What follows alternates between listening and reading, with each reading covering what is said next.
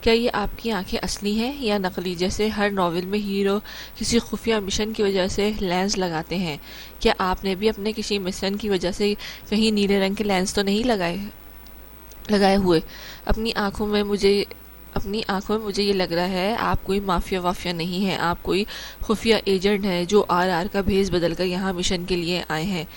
پاکی آر کے گھورنے کی پرواہ کیے بغیر شریر مسکان چہرے پر سجائے ہوئے بولی، لڑکی تم بہت زیادہ پھیل رہی ہو۔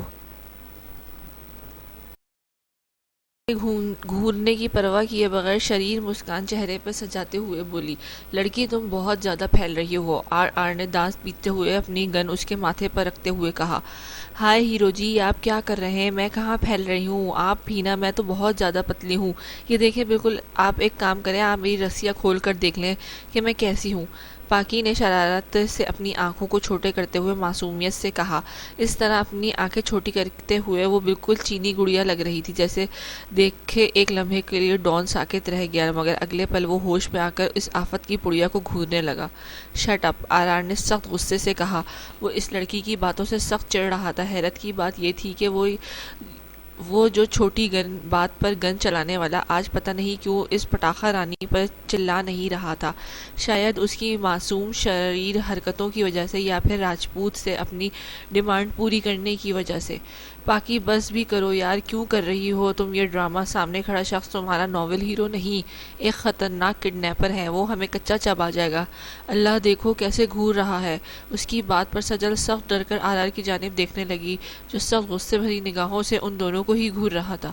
سجل اس کی نظروں سے ڈرتی ہوئی پاکیزہ عرف پاکی سے ہلکی آواز میں بولی، سجل یہ ڈرامہ میں اس لیے کر رہی ہوں تاکہ یہ ہم سب سے بیزار ہو کر ہمیں خود ہی بڑی عزت سے ہمارے خوبصورت مینشن میں چھوڑ آئے۔ پاکی نے بھی اس طرح اسے اپنا پلان بتایا۔ یار تمہارے اس ڈرامے کے چکر میں کہیں وہ بھلا غصے میں آ کر ہماری جان نہ لے لے۔ سجل نے اس کی بات سن کر آر کی جانب دیکھا، جو ان دونوں کو اپنی کھا جانے والی نظروں سے گھور رہا تھا۔ اس کی خطرناک نظروں سے ڈر کر وہ ہلکی آواز میں کہتی پھر سے وہ آر کی جانب دیکھنے لگی، جو انہی کی جانب اپنی غصیلی نظروں سے دیکھ رہا تھا۔ سجل اس کی خطرناک نظروں کو دیکھ کر بری طرح سے جھرجھری لینے لگی۔ کچھ نہیں ہوگا، تم مجھ پر بھروسہ کرو، میں تمہیں کچھ بھی نہیں ہونے دوں گی، کیونکہ تم میرے چھچورے بھائی اصغر راجپوت کی سب سے بڑی دشمن ہو، تو اس لحاظ سے تم میری دوست ہوئی نا، تو بھلا میں تمہیں کیسے مرنے دوں گی؟ پاکی نے ہلکی آواز میں سرگوشی کرتے ہوئے کہا۔ سجل اصغر راجپوت کا نام سن کر منہ بنانے لگی۔ ہیرو جی، آپ نے تو وہ بات نہیں بتائی جس کے بارے میں آپ سے پوچھ رہی تھی۔ پاکی شریر نظروں سے آر کی جانب دیکھتی اپنی زبان دانتوں تلے دبا کر بولی، کون سی بات؟ آر نے سخت نظروں سے اسے گھورتے ہوئے کہا، وہی نقلی آپ کی سمندری اصلی ان ستاروں کی بات کر رہی ہوں میں۔ کیا یہ سچ میں اصلی آنکھیں ہیں آپ کی، یا پھر آپ نے بولڈن مارکیٹ سے سستے میں 2000 روپے میں خرید کر لگائی ہیں ہم لڑکیوں کو اپنا دیوانہ بنانے کے لیے؟ پاکی نے اپنی آنکھیں اس کی آنکھوں میں گاڑتے ہوئے شریر لہجے میں اس کی ماسک کے اوپر جھانکتی خوبصورت نیلی آنکھوں کے بارے میں کہا۔ ٹھا پاکی کی بات پر آر کی اپنا غصہ آیا، اتنا غصہ آیا کہ اس نے سامنے LED پر گولیاں برسائیں۔ سجل گولیوں کی آواز پر زور سے چیخی، جبکہ پاکی کی آنکھیں LCD کی حالت دیکھ کے صدمے سے پھٹی کی پھٹی رہ گئیں۔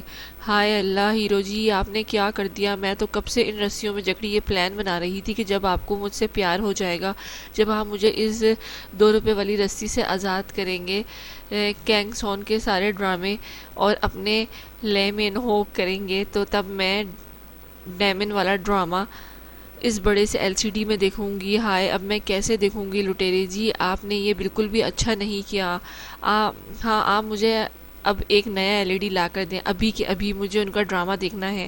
جب تک میں ڈرامہ نہیں دیکھ لوں گی مجھے نیند نہیں آنے والی، اور مجھے نیند نہیں آئی نا تو میں آپ کو ساری رات میری باتیں سننی پڑیں گی۔ پاکی صدمے سے نکل کر ضدی بچوں کی طرح منہ پھلا کر اپنی بڑی آنکھوں کو آر پر ٹکا کر بولی۔ اس کا فیورٹ فیس دیکھ کر آر کا پتھر دل زندگی میں پہلی بار کسی لڑکی کے لیے دھڑکا، لیکن وہ دوسرے ہی پل اپنے آپ کو سنبھال کر اسے گھورتے ہوئے دیکھنے لگا۔ لگتا ہے تمہیں میری گن کی گولیاں کھانے کا بے حد شوق ہو رہا ہے۔ اپنی گن اس پر تان کر وہ خطرناک آواز میں بولا، نہیں تو مجھے تو گولی نہیں، اس وقت کیک کھانے کا شوق ہو رہا ہے ہیرو جی۔ پاکی نے شریر لہجے میں کہا۔ شٹ اپ، آر سخت نظروں سے اسے گھورتا گراتے ہوئے بولا، ہیرو جی مجھے سچ میں اس وقت کیک کھانا ہے، لا کر دینا پلیز پلیز۔ باقی اپنی براؤن بڑی بڑی آنکھوں کو اور بھی بڑی کرتے منہ بچوں کی طرح پھلا کر سامنے کھڑے اس علاقے کے شہر کے ملک کے خطرناک ڈان سے بولی۔ وہ خطرناک ڈان جو مسلسل اس لڑکی کو گھور رہا تھا، اس کی نئی فرمائش پر اسے تیکھی نظروں سے دیکھنے لگا، جبکہ سجل کا دل اپنی نٹکھٹ شریر گردن کے بات پر مرنے کو شدت سے چاہا۔ ہیرو جی مجھے ایسے مت گھورے ورنہ آپ کو مجھ معصوم کیوٹ سی لڑکی سے پیار ہو جائے گا، اور اگر آپ کو مجھ سے پیار ہو گیا نا تو میں بیچاری اپنے گھر سے باہر نکلنے سے بھی ڈروں گی، کیونکہ پھر آپ بیسٹ بن کر مجھ انوسنٹ بیوٹی کو ہمیشہ کے لیے اپنی قید میں رکھ لیں گے۔ کب سے وہ یہاں سے نکلنے کے لیے اپنے شیطانی دماغ میں سے آئیڈیاز نکال کر اس کڈنیپر کو بے وقوف بنانے کی کوشش کر رہی تھی، مگر وہ آرار تھا، اس سے بھی زیادہ تیز، جو اس کی حرکتوں سے بنا بیزار اور گھبرائے ہوئے وہی روم میں اس کے سامنے کھڑا اسے بری طرح سے گھور رہا تھا۔ پاکی اسے اس طرح گھورتے ہوئے دیکھ کر منہ بنا کر بولی، ہاں ہاں پیار، وہ بھی مجھ جیسے پتھر دل حیوان کو تم جیسی بے وقوف لڑکی سے، نو نیور، یہ کبھی نہیں ہوگا۔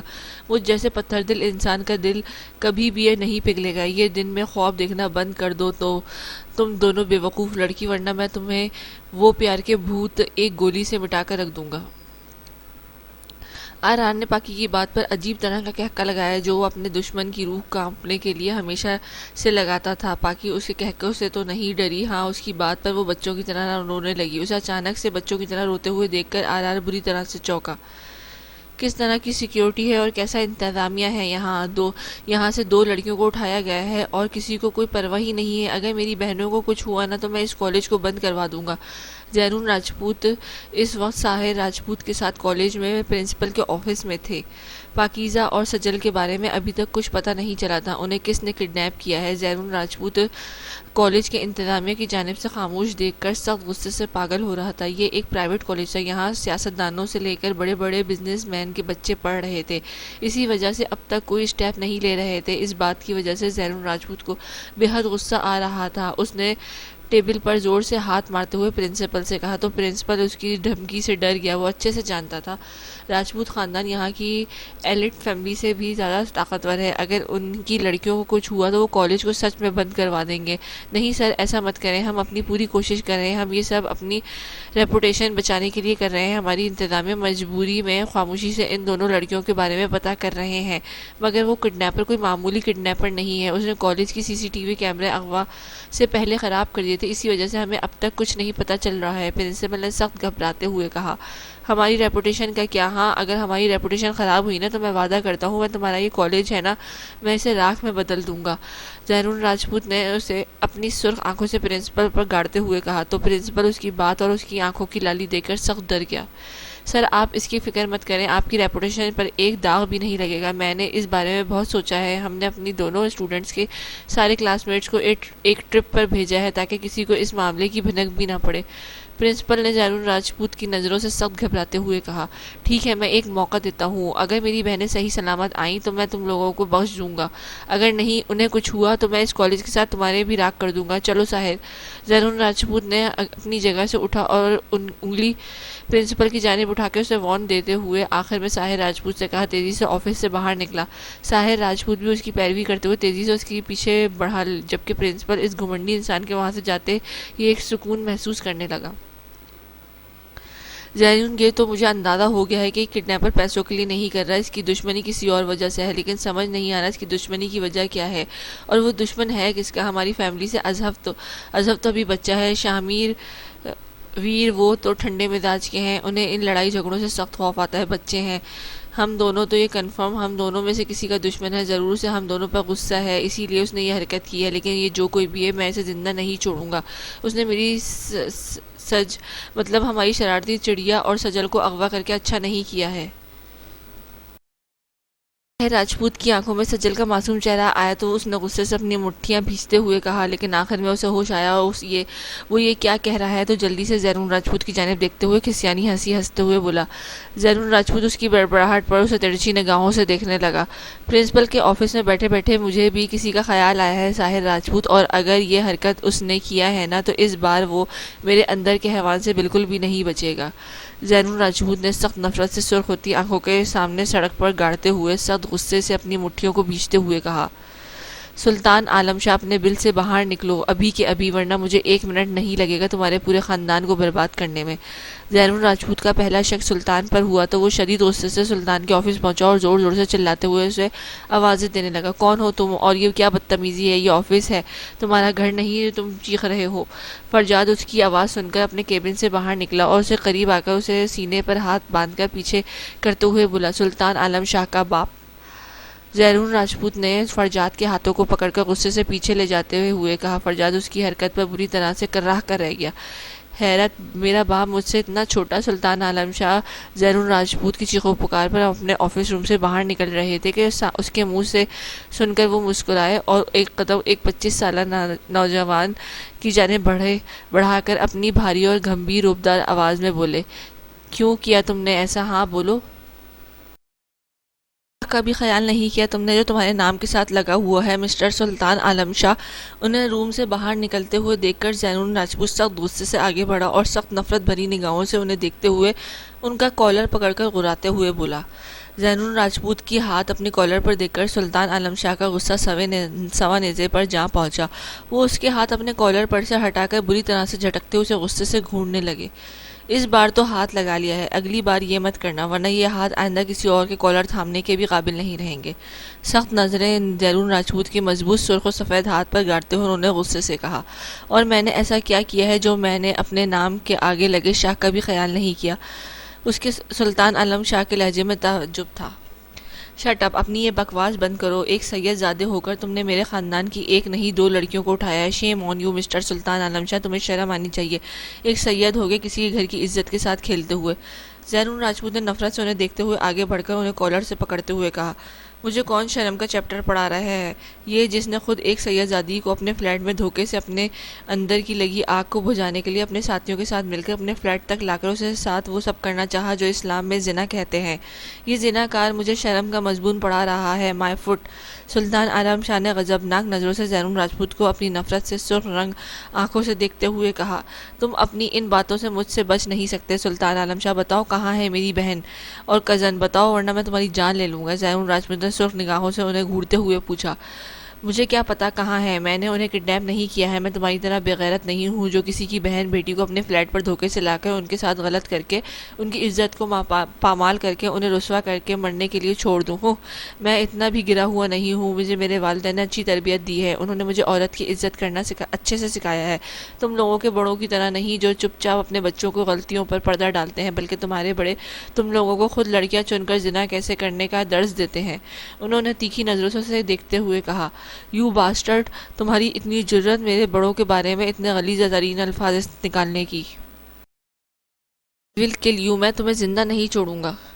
زین راجپوت نے ان کے منہ سے اپنے بڑوں کے متعلق سن کر غصے سے آگے بڑھا اور ان کے پاس پہنچ کر اس نے شدید غصے سے اپنا ہاتھ اٹھایا، مگر بیچ میں ہی کسی نے آ کر اس کا ہاتھ روک لیا۔ تمہیں کسی نے تمیز نہیں سکھایا کہ کسی بڑے سے کیسے بات کرنا ہے، کیسے پیش آنا ہے؟ اگر نہیں سکھایا تو میں سکھا دیتا ہوں۔ سامنے ایک لگ بھگ زین راجپوت کی عمر کا نوجوان پولیس یونیفارم میں ملبوس زین راجپوت کا ہاتھ سختی سے پکڑے اپنے سیاہ آنکھوں میں جلال لیے اسے گھورتے ہوئے بول رہا تھا۔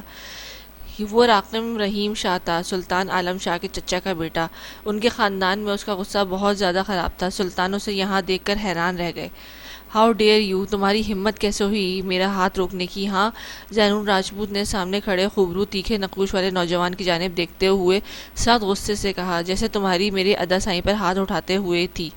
راقم رحیم شاہ نے دانت پیستے ہوئے خطرناک لہجے میں کہا، راقم چھوڑو اسے، میں خود ہینڈل کر لوں گا، تم اندر جا کر بیٹھو، میں ابھی گاؤں سے آئے ہو، تھکے ہوئے لگ رہے ہو۔ سلطان عالم شاہ نے اس کے سرخ و سفید چہرے پر غصے کی سرخی دیکھ کر اسے وہاں سے جانے کا کہا۔ وہ نہیں چاہتے تھے کہ وہ دونوں ماحول کو گرم کریں، کیونکہ وہ اس سچویشن کو آرام سے ہینڈل کرنا چاہتے تھے، بنا کوئی بحث کے، بنا کوئی طوفان برپا کیے۔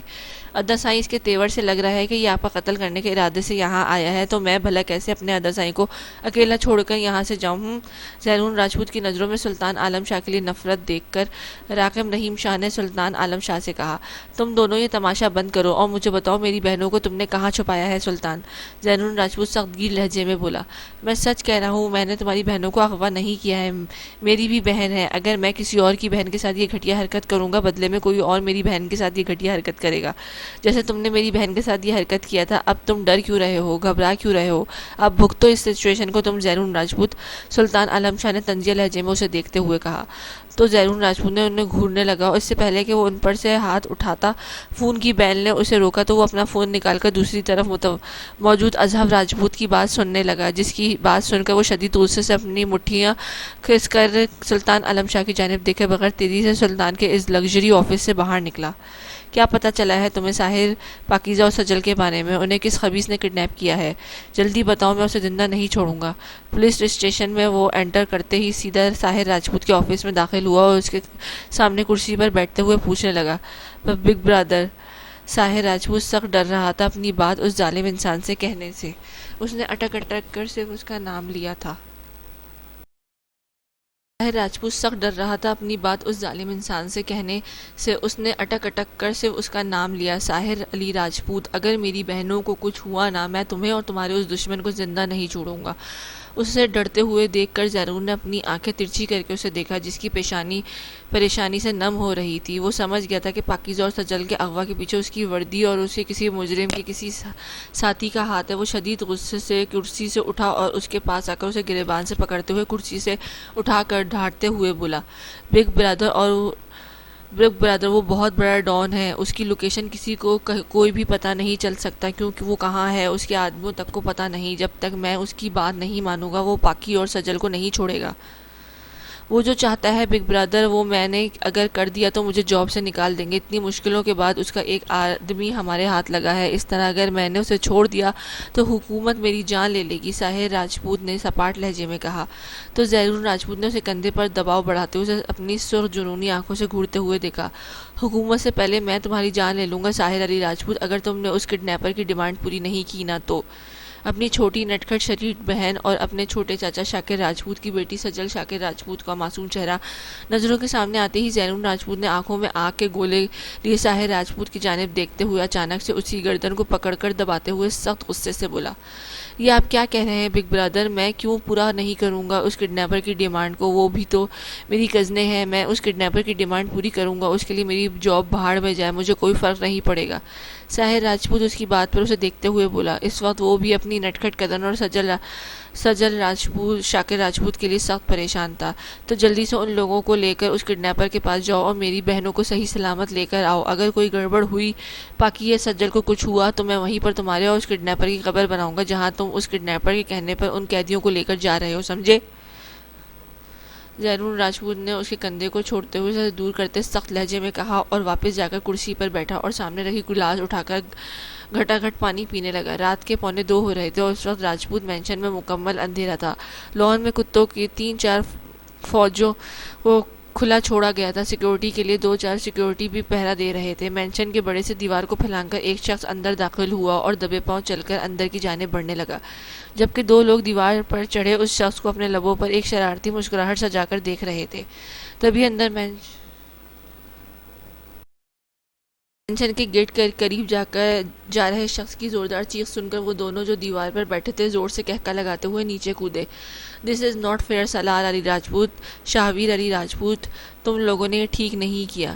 وہ شخص کی چیخ پر کتوں کی فوج زور زور سے بھونکتے ہوئے اس جانب بڑھے۔ یہ دیکھ کے وہ شخص روتے ہوئے ان دونوں سے بولا، ہاں شرفو چاچا، یہ آئیڈیا تمہارا تھا، ہمارا نہیں۔ تمہیں ہی شوق تھا ٹام کروز بننے کا، ہم تو صرف تمہارے پارٹنر بن کر تمہاری ہیلپ کرنے کے لیے راضی ہوئے تھے، ورنہ سرپرائز دینے کے لیے دروازہ سب سے بیسٹ ہے۔ اگر ہم مما بابا کو سرپرائز دیں گے تو دیوار کے پھلانگ کر نہیں، دروازے سے شریفوں کی طرح انٹر ہو کر زور سے سرپرائز چلا کر دیں گے۔ دونوں مینشن کے داخلی بڑے سے دروازے کے سامنے آ کر کھڑے ہوئے تو ان دونوں کا چہرہ بلب کی روشنی میں نظر آنے لگا۔ نیچے گرا شخص اٹھا تو اس کا بھی چہرہ نظر آیا تو وہ تینوں لڑکے بے حد ہینڈسم تھے۔ تینوں نے اس وقت سیاہ کپڑے پہنے تھے۔ جو 2 دیوار پر بیٹھے لڑکے اب مینشن کے دروازے کے سامنے کھڑے اس تیسرے شخص کو شریر نظروں سے دیکھ رہے تھے جو سخت تپا ہوا لگ رہا تھا۔ وہ دونوں تو جڑواں بھائی تھے، جبکہ تیسرا ان دونوں کا کزن تھا۔ واٹ، میرا آئیڈیا؟ یہ کب میرا آئیڈیا تھا؟ تم لوگوں نے ہی تو مجھے کہا تھا کہ اگر ہم سب گھر والوں کو اس طرح سرپرائز دیں گے تو وہ بہت زیادہ خوش ہوں گے۔ اب تم دونوں پلٹی مار رہے ہو، اس نے رونی شکل بناتے ہوئے سامنے کھڑے شیطان کے باپ سے کہا۔ شرفو چچا، ہم نے کب آئیڈیا دیا؟ تم خود وہاں لندن میں نیک طریقے سے سب کو سرپرائز دینے کے لیے تڑپ رہے تھے. ہم نے تو بس تمہارے سرپرائز کیسے دینا ہے وہ طریقہ بتایا تھا, تو تم اب اسے ہمارا آئیڈیا کیسے کہہ سکتے ہو؟ سالار راجپوت نے شریر مسکراہٹ چھپاتے ہوئے سنجیدگی سے کہا, جبکہ آئیڈیا ان دونوں بھائیوں کا تھا اور ان کا کزن بے وقوف جو سوچے سمجھے بغیر رات کو اس وقت سارے گھر والوں کو لندن سے آ کر سرپرائز دینے کے چکر میں ان کے ساتھ نکل پڑا, یہ سوچے بغیر کہ رات کے وقت ان کے گھر کے فیملی ممبرز نہیں خونخوار کتوں کی فوج کا راج ہوتا ہے. وہ دونوں بھائی بہت ہی تیز ہونے کے ساتھ ہر معاملے میں ایکٹیو تھے. خونخوار کتوں کی فوج کے آتے ہوئے دیکھ کر نیچے بیٹھے اپنے بے وقوف کزن کو کھینچتے ہوئے مینشن کا دروازہ کھول کر اندر داخل ہوئے. اندر داخل ہوتے ہی ان تینوں کو بہت بڑا جھٹکا لگا. وہ یہاں سب کو سرپرائز کرنے نکلے تھے, انہیں پتہ نہیں تھا کہ خود ان کو ایک سرپرائز ویلکم کرنے والا تھا. ارے یار, یہ ڈریکولا کو بھی آج ہی یہاں ہونا تھا. سالار, اب ہم کیا کریں, کیسے اس سے بچیں؟ سالار راجپوت نے اندر صوفے پر زینون راجپوت کو دادا, بڑے تایا اور اپنے بابا اور چھوٹے چاچا کے ساتھ دیکھا تو کانپتے ہوئے ان دونوں سے آہستہ آواز میں بولا, جبکہ اندر سب پاکیزہ اور سجل کو لے کر بہت زیادہ پریشان تھے. دن سے رات ہو گئی لیکن اب تک ان کا کوئی اتا پتہ نہیں تھا. وہ بہت سخت پریشان تھے, اس لیے ان پر ان کا دھیان نہیں گیا, جس کا فائدہ ان تینوں نے اٹھایا اور اپنے اپنے کمرے کی جانب دبے پاؤں چلنے لگے. لیکن زینون راجپوت کی نظر ان پر پڑی تو وہ اپنی جگہ سے اٹھا اور ان کی جانب بڑھا. تم تینوں اپنی اسٹڈیز چھوڑ کر کیوں آئے ہو؟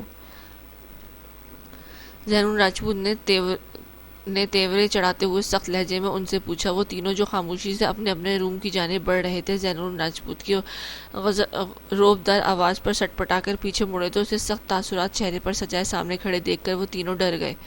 وہ بھائی تینوں کو کوئی بہانہ نہیں سوجا تھا. تینوں ہکلاتے ہوئے ایک ساتھ بولے, وہ بھائی کالج میں ایک حادثہ ہوا ہے تو سب اسٹوڈنٹس اپنے اپنے گھر جا رہے تھے, تو ہم نے بھی سوچا کیوں نہ اس موقع سے فائدہ اٹھا کر ہم آپ کو سرپرائز دیں, اس لیے ہم خاموشی سے آئے ہیں. سالار راجپوت نے گھبراتے ہوئے کہا. کیسی پرابلم؟ زینون راجپوت نے ترچھی نگاہوں سے ان تینوں کے چہروں کو بغور دیکھتے ہوئے کہا. وہ بھائی سالار راجپوت کو کوئی بہانہ نہیں سوجا, کیونکہ کالج میں ایسا کچھ ہوا ہی نہیں تھا. وہ لوگ ہی وہاں سے بھاگ کر آئے تھے کیونکہ کل ان کا ایک امپورٹنٹ لیکچر تھا اور جس کا تھا وہ بہت ہی سخت قسم کا پروفیسر تھا, اس لیے وہ تینوں پاکستان آئے تھے. لیکن اب وہ زینون راجپوت کے سوال اور سخت نظروں سے گھبرا رہے تھے. وہ بھائی کالج میں سیاہ فام اور سفید فام اسٹوڈنٹس کے بیچ جھگڑا ہوا تو کالج کا ماحول بہت زیادہ خراب ہونے کی وجہ سے کالج انتظامیہ نے سب اسٹوڈنٹس کی مینٹلی ڈسٹرب ہونے کی وجہ سے انہیں اپنے گھر جانے کے لیے کہا, تو ہم بھی یہاں آ گئے. آپ چاہے کالج فون کر کے پوچھ سکتے ہیں, میں سچ کہہ رہا ہوں, شابیر نے جلدی سے کہا. زینون, تم فون کرو ذرا کالج, مجھے ان لوگوں پر بالکل بھی یقین نہیں. یہ لوگ ضرور کچھ کارنامہ سر انجام دے کر آئے ہیں جو اس طرح ہم سب سے چھپ کر اندر جا رہے تھے. یہ تینوں بہت زیادہ بگڑ گئے ہیں, ہمیں ہر پل کی خبر ملتی ہے تم تینوں کی. تم لوگوں کا کیا لگا تم لوگوں کو میں وہیں ایسے ہی چھوڑ دوں گا؟ دادا جو کب سے ان تینوں کے حلیوں کو دیکھ رہے تھے وہ اپنی جگہ سے اٹھے اور ان لوگوں کے قریب آ کر بولے, دادا میں سچ کہہ رہا ہوں, کالج کا ماحول بہت خراب ہے اور ہم بگڑے بالکل نہیں ہیں. وہ جھوٹ بولتا ہے جس سے آپ نے ہماری جاسوسی کے لیے ہمارے پیچھے لگایا ہوا ہے. شابیر نے زینون راجپوت کی جانب اور دادا کی جانب دیکھتے ہوئے ڈر کے کہا.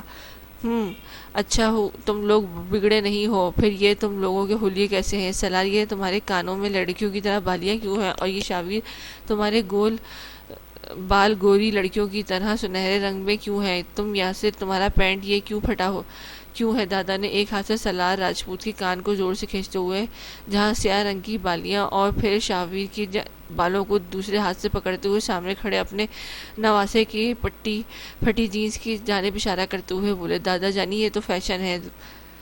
وہ ٹوئنز نے کھسیانی ہنسی ہنستے ہوئے کہا. ہاں نانا جانی یہ فیشن ہے. یاسر نے اپنے نانا کی جانب ہڑبڑا کر دیکھتے ہوئے کہا. کپڑے پھٹے ہوئے, بال رنگے ہوئے, کانوں میں بالیاں, یہ کون سا فیشن ہے بھلا؟ دادا نے تینوں کی جانب دیکھتے ہوئے کہا. تبھی زینون راجپوت چہرے پر سختی سجائے وہاں آیا اور ان تینوں کو سخت دوسری نظروں سے دیکھنے لگا. کیا کہا زینون؟ کالج والوں نے دادا زینون راجپوت کے وہاں آتے ہی انہوں نے اس سے پوچھا. یہ سچ کہہ رہے ہیں, ماحول میں بہت زیادہ کشیدہ ہے. زینون راجپوت نے سرخ نگاہوں سے ان تینوں کی جانب دیکھتے ہوئے چبا چبا کر کہا. اچانک ایک کام نے ان نمونوں نے اچھا کیا. دادا نے ان تینوں کی جانب دیکھتے ہوئے کہا, جبکہ یہ تینوں زینون راجپوت کے جھوٹ پر ہکا بکا رہ گئے, جبکہ وہ تینوں کو اپنے روم کی جانب اشارہ کر کے وہاں سے بے حد غصے سے اوپر اپنے روم کی جانب چل دیا. راجپوت صاحب کے 3 بیٹے اور ایک بیٹی تھی. بڑے بیٹے کا نام سلیمان راجپوت, دوسرے بیٹے کا نام علی راجپوت, تیسرے کا نام شاکر راجپوت, بیٹی کا نام ہانیہ راجپوت. چاروں کی شادیاں انہوں نے اپنے قریبی رشتہ داروں میں کی تھی.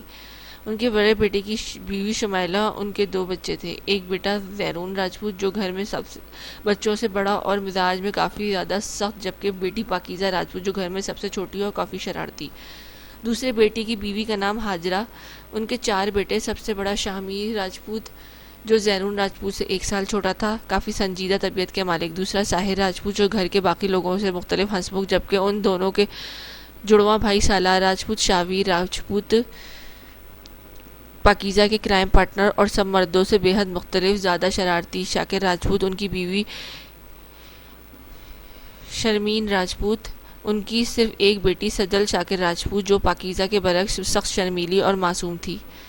ہانیہ شرجیل راجپوت کی شادی ان کے خاندان میں ہی راجپوت صاحب نے کی تھی۔ ان کے صرف 2 ہی بیٹے تھے، بڑے بیٹے کا نام اظہر شرجیل راجپوت اور یاسر شرجیل راجپوت۔ اظہر شرارتی قسم کا ایک من موجی کی زندگی گزارنے والا انسان تو اس کے برعکس اس کا بھائی یاسر بہت ہی شرمیلا اور ڈرپوک قسم کا۔ ان کے خاندان کے سبھی افراد راجپوت کے بڑے سے مینشن میں ہنسی خوشی اپنی زندگی گزار رہے تھے کہ پاکیزہ راجپوت کے 1 سال پورے ہوتے ہی راجپوت صاحب کے بڑے بیٹے اور بہو نے زیرون اور پاکی کے ماں باپ کی کار ایکسیڈنٹ کی وجہ سے موت سے پورے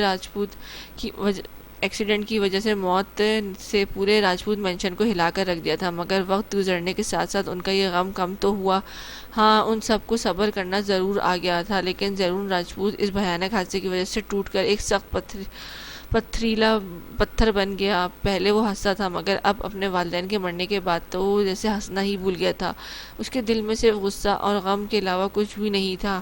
ہاں اس کے دل میں اپنی بہن اور اپنی فیملی کے لیے ایک احساس تھا جسے وہ اپنے آنکھوں سے ان پر ظاہر کرتا تھا۔ وہ کچھ کہتا نہیں تھا، لیکن سب کی خوشی کی خاطر وہ کبھی کبھی ان کے ساتھ بیٹھ کر کچھ وقت ان کے ساتھ گزارتا تھا، اور جب اسے آج اپنی بہن اور کزن کے اغوا کا پتہ چلا، وہ پریشان ہو کر سیدھا مینشن کی جانب چلا آیا تھا۔ اس وقت وہ اپنوں کے ساتھ بیٹھا اپنی موجودگی سے وہ انہیں یقین دلا رہا تھا کہ وہ بہت جلد پاکی اور سجل کو لے کر آئے گا۔ زہرا بطول زیرون راجپوت کے پاس سے جب سے آئی تھی، ڈر کے مارے اپنے روم سے نکل ہی نہیں رہی تھی اور اس وقت بہت سہمی ہوئی تھی۔ اس وقت وہ اپنے پنک بڑے سے دوپٹے میں لپٹی جائے نماز پر بیٹھی نماز پڑھ رہی تھی۔ نماز پڑھتے ہوئے اس کا ڈرا سہما دل اب پرسکون ہو گیا تھا، وہ سب کچھ بھول کر عبادت میں مشغول ہو گئی تھی۔ جب دعا کے لیے اس نے اپنے ہاتھ اٹھائے تو ظالم انسان کی حرکت کو یاد کرتے اس کی خوبصورت سیاہ آنکھیں بھرنے لگی۔ آپ اس ظالم شخص کے دل کو موم کر دینا، اسے عورت کی عزت کرنا سکھا دیں۔ اے میرے پیارے پروردگار مالک، آپ ہی اسے میرے ساتھ غلط کرنے سے روک سکتے ہیں۔ آپ جیسے ہر بار میری حفاظت کرتے ہیں، اس بار کچھ ایسا کر دے کہ وہ ظالم انسان مجھ سے دور چلا جائے، ہمارا غلطی سے بھی سامنا نہ ہو جائے، یہ پھر کچھ ایسا کرے کہ وہ اس بات کو بھول جائے جس کی وجہ سے میرے پیچھے پڑا ہوا ہے۔ پلیز آپ میری عزت کی خاطر اسے ایک ایسی راہ دکھائے جس سے وہ میرا پیچھا چھوڑ دے۔ سیاہ پانیوں سے بھرے پانی آنکھیں اوپر اٹھاتی فریاد کر رہی تھی، لبوں پر اپنی عزت کی سلامتی کی دعائیں نکل رہی تھی۔ وہ دعا میں اتنی مگن تھی کہ اسے روم میں امشال کے آنے کا پتہ نہ چل سکا۔ بھابھی سائیں خیریت، آپ اس وقت یہاں؟ جب وہ اپنے چہرے پر آئے نمی کو صاف کرتے ہوئے جائے نماز سے اٹھی، تب بیڈ پر امشال کو بیٹھے ہوئے دیکھ کر وہ بولی، زہرا وہ روم کس کا ہے اور سلطان کا ماضی کیا ہے؟ مجھے بتاؤ پلیز، میں اتنے دنوں سے اس روم کے بارے میں، سلطان کی مرضی کے بارے میں سوچ کر پاگل ہو رہی ہوں۔ ہر بار دماغ میں الٹے سیدھے خیال آتے ہیں۔ پلیز زہرا تم میری مدد کرو، مجھے اس بے چینی سے باہر نکالو پلیز، ورنہ میں سوچ کے مر جاؤں گی۔ میں یہ سوچ کر سلطان کی بات نہیں کرتی ناراض نہ ہو جائے، اس لیے میں ان سے نہیں پوچھتی اس بارے میں۔ امشال ان 4-5 دنوں سے اس روم کے بارے میں اور سلطان کے ماضی کے بارے میں جاننے کے لیے سخت بے چین تھی، اسی وجہ سے وہ آج کل سب کو بہت کھوئی لگتی تھی۔ بھابھی سائیں آپ اس بات کو رہنے دیں، کیونکہ یہ بات جان کر آپ کو صرف درد ملے گا اور اس کے بعد آپ کے اور ادا سائیں کے بیچ میں دوریاں پیدا ہوں گی۔ اگر آپ ادا سائیں سے دور رہنا چاہتی ہیں تو میں آپ کو ابھی بتاتی ہوں، مجھے کوئی مسئلہ نہیں ہے، لیکن آپ لوگوں کے رشتے پر بہت بڑا اثر پڑے گا، اس لیے آپ اس بات کو بھول جائیں۔ زہرا بطول نماز پڑھنے کے بعد اب اپنے اندر سکون محسوس کر رہی تھی۔ امشال کے ہاتھوں کو تھام کر وہ بیڈ پر اس کے دائیں جانب بیٹھتے ہوئے بولی، زہرا پر مجھے سچ میں جاننا ہے۔ امشال نے تڑپتے ہوئے زہرا بطول کے ہاتھ پر اپنی گرفت سخت کرتے ہوئے کہا، تو بھابھی سائیں آپ ادا سائیں سے جاننے کی کوشش کریں، شاید وہ آپ کے سامنے اپنا درد کھول دیں اور ہمت کر کے آپ کو اپنا ماضی بتا دیں۔ زہرا بطول نے امشال کے ہاتھوں کو تھپکتے ہوئے کہا، تو امشال نے اپنا سر ہاں میں ہلایا۔ بھائی مجھے واش روم جانا ہے، پاکی سامنے کھڑے 30 سالہ شخص کو کہتی ہوئی بیچارگی سے بولی، جو ان دونوں کے لیے کھانا لے کر آیا تھا۔ لڑکی چپ کر کے کھانا کھاؤ، اس شخص نے سخت غصے سے اسے گھورتے ہوئے کہا۔ اس باس نے انہیں سختی سے اس لڑکی کی باتوں میں نہ آنے کے لیے کہا تھا، اس لیے وہ اس وقت پاکی کو گھور رہا تھا۔ بھائی مجھے میری نظروں کے آگے چڑیا، چاند اور بہت سی گاڑیاں، بہت ساری عمارتیں اور بہت سارے آئی فون آتے ہوئے دکھائی دے رہے ہیں نیچرل کال کی وجہ سے، اور آپ ہیں کہ مجھے زبردستی کھانا کھانے کے لیے کہہ رہے ہیں۔ ناٹ فیئر، آپ نہ ایک بچی کے ساتھ اس طرح سے سختی کر کے اپنے گناہوں میں مزید اضافہ کر رہے ہیں۔ پاکی نے رونی صورت بناتے ہوئے کہا، کیا میں تمہیں واش روم لے کر نہیں جا رہا تو میری گناہوں میں اضافہ ہو رہا ہے؟ What a joke. اس شخص نے ہنستے ہوئے اس کی جانب دیکھتے ہوئے کہا، ہائے ممی میرا پیٹ، اگر اور زیادہ روک لیے نا تو میں آپ کے اور ڈیڈ کے پاس آ جاؤں گی۔ میرے ویلکم کی تیاری اچھے سے کرنا۔ پاکی اس شخص کی چالاکی پر اپنے دانت پیسنے لگی، پھر اچانک اپنا سر پیٹ کی جانب لے جاتی ہوئی زور زور سے چلاتی ہوئی کہنے لگی، لڑکی تم ٹھیک ہو نا؟ چیخ کیوں رہی ہو؟ اس کی چیخ کر کہنے پر وہ شخص سخت گھبراتے ہوئے اسے قریب آ کر اسے دیکھتے ہوئے پوچھنے لگا، ہائے میری پاکی، مجھے لگتا ہے آج کسی کی لاپرواہی کی وجہ سے تمہیں یہ سنگین بیماری تمہیں مار ہی ڈالے گی۔ میں کیا کروں، یہ لوگ ظالم ہیں، تمہیں مار رہے ہیں۔ سجل جو کب سے پاکی کی نوٹنکی پر اپنی ہنسی کنٹرول کر رہی تھی، وہ بھی رونے کی نوٹنکی کرتے ہوئے کہنے لگی، کیا کیسی بیماری؟ اس شخص نے ساتھ پاکی نے بھی سجل کی جانب دیکھتے ہوئے پوچھا۔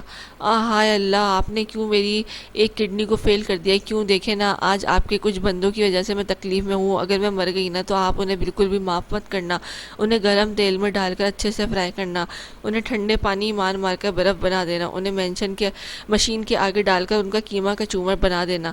البتہ اس کی آواز سست تھی مگر سجل تک پہنچ گئی۔ اس کی بات پر وہ اسے نظروں ہی نظروں میں کچھ اشارے کرنے لگی، جسے سمجھ کر پاکی نے اور بھی زیادہ بلند آواز میں چیخنا شروع کر دیا، جو دیکھ کر وہ شخص بری طرح سے ہڑبڑا کر تیزی سے آگے بڑھ کر پاکی کو رسیوں سے آزاد کرنے لگا۔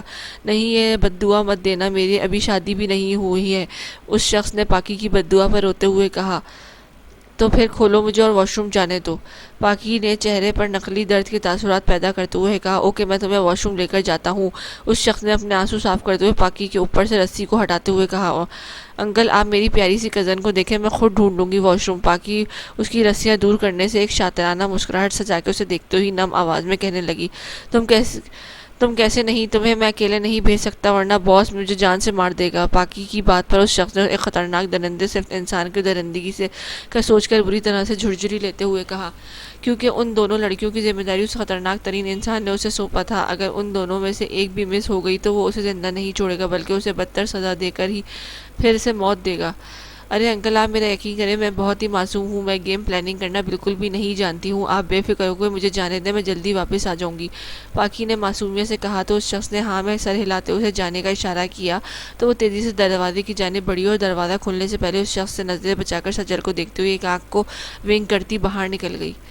ارے یار یہ رستہ کہاں ہے، اب آپ ہی میری ہیلپ کر دیں، اس جلاد کی نظر سے مجھ پر نظر نہ پڑے، اس سے پہلے مجھے راستہ دکھا دیں، کیونکہ میں آسانی سے اس کی آدمی کو تو بے وقوف بنا کر نکل گئی ہوں مگر اس کھڑوس ظالم کو میں بے وقوف نہیں بنا پاؤں گی، وہ بہت ہی بڑا مائنڈ ماسٹر ہے۔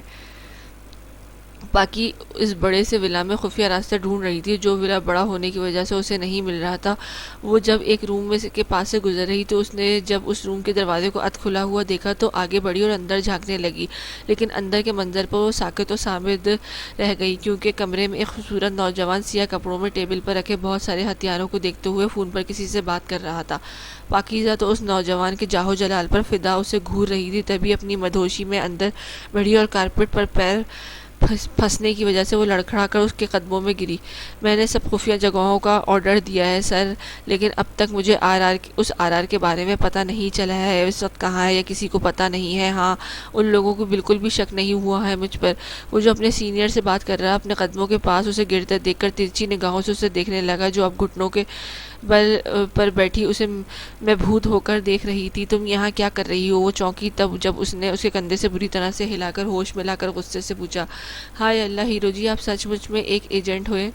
وہ اس کے سینے پر چمکتے پاکستان کے چھوٹے سے جھنڈے کو دیکھ کر خوشی سے چہکتے ہوئے بولی، تو مقابل نے اس کی نظروں کو اپنے سینے پر دیکھ کر تیزی سے وہ بیج نکال کر اپنی جیب میں رکھا۔